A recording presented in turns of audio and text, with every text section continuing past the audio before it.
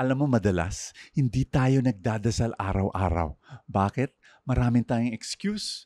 Ang pinakasikat na excuse, very common excuse, yung wala akong oras wala akong oras, busy ako Ay nako, ang dami-dami pa nating excuse na pag-uusapan natin ngayon. Pero ang aking pangarap na pagkatapos makinig ka sa message nito, magdadasal na tayo, araw-araw, no fail. Pag-usapan muna natin yung mga excuses. Grabe, nakakabukas ng isipan. And you'll realize, oo nga no, may sagot lahat ng mga excuse na to. Walang katuturan. Makinig ka.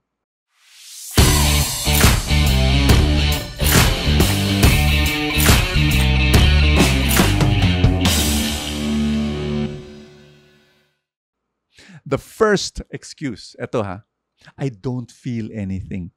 I do not feel anything. Bakit ako magdadasal? Wala namang nararamdaman.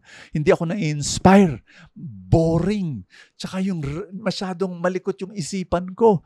At wala naman nangyayari sa puso ko Parang wala. So bakit ako magdadasal? Kaibigan, bakit ka pa nagdadasal? Ano ba yung layunin ng dasal? Para lang ba magkaroon ng good feelings?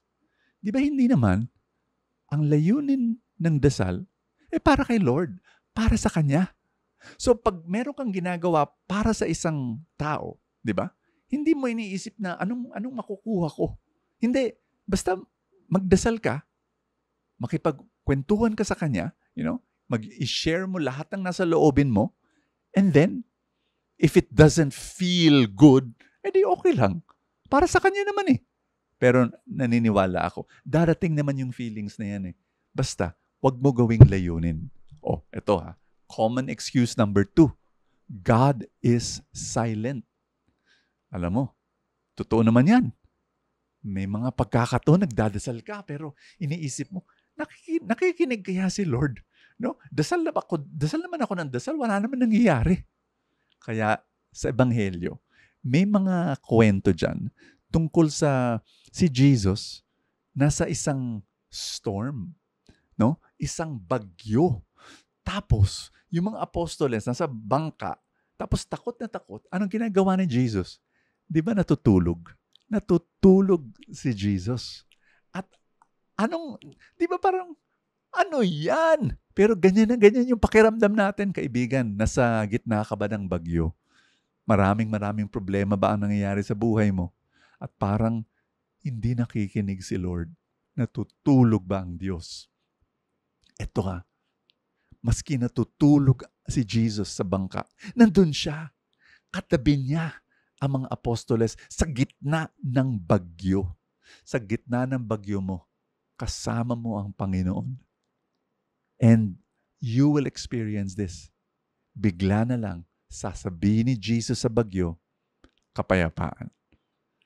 At mawawala yung bagyo sa buhay mo. Magtiwala ka. Darating yan. Number 3. Ito, na isipin mo to very, very, very important to. Sasabihin ng mga tao, ayoko magdasal. Marami akong kasalanan. I'm guilty. Minsan, pag nag-imbita ka ng isang tao papunta sa isang simbahan, sasabihin niya, naku, masusunog lang ako. No? Aayusin ko muna buhay ko bago ako magdasal. Parang mali yata yun. Kasi, isipin mo yan, lalo na ngayon sa pandemic, may mga kumpanya ngayon na lilinisin daw nila yung bahay mo. Kung anong klaseng sterilization ang kailangan mo, dala-dala na yung mga vacuum cleaner, UV, ganyan-ganyan. Yung talagang lahat, kompleto sila na sa gamit, no? Isipin mo na lang, kumakatok sila sa bahay mo, no? Nandiyan na sila, yung maglilinis. Isipin mo kung ang sagot mo ay nako, wag mo na kayo papasok, lilinisin mo ko muna ang bahay ko, ang dumi-dumi. Parang mali yata yun.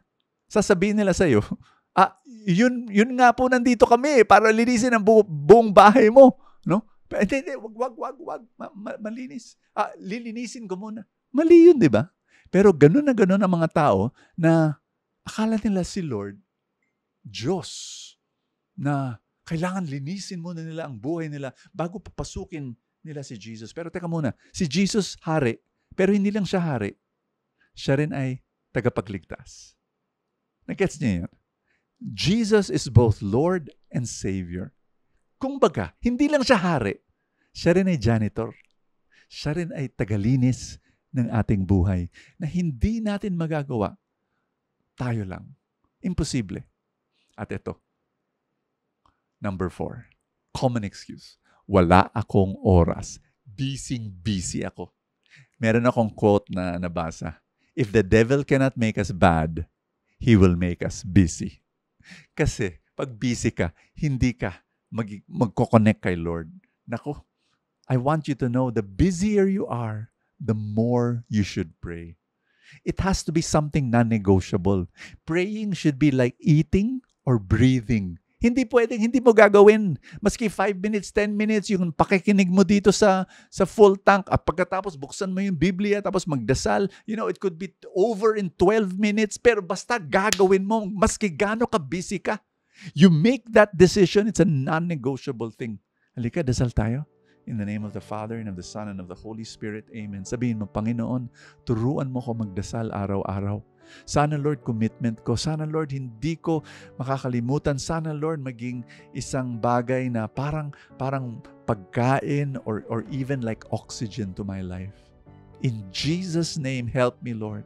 Holy Spirit, let me connect to you every day. In Jesus' name, amen and amen. In the name of the Father, and of the Son, and of the Holy Spirit. Amen. I want you to have prayer tools. Alam mo, wala akong kita dito. I just want you to know that lahat ng kita para sa ministry. And think about this. Baka kailangan mo to.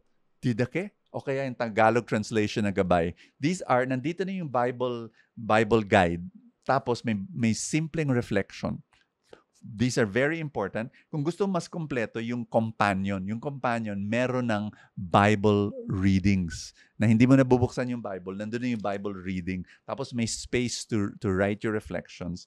Tapos kung gusto mo pa ng dagdag na reflection, yung parang ito yung mga homilies ng mga pare. Na meron kang isang homily na babasahin araw-araw based on the Bible reading. I hope that these will help you. Click the link in the description if you want to order these books. Maraming salamat. God bless you. I will see you tomorrow.